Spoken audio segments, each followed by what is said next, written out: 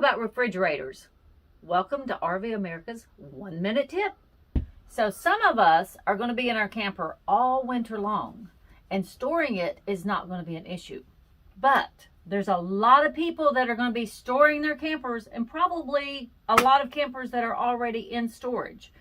If you store your camper for the winter, it's really important that you do this one thing.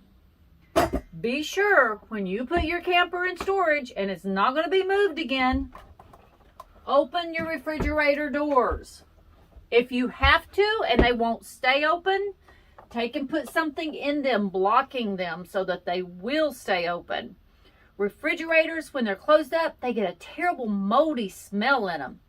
And if they've not dried out properly before you close it up, it will also get actual mold in them. We don't want mold in our refrigerators.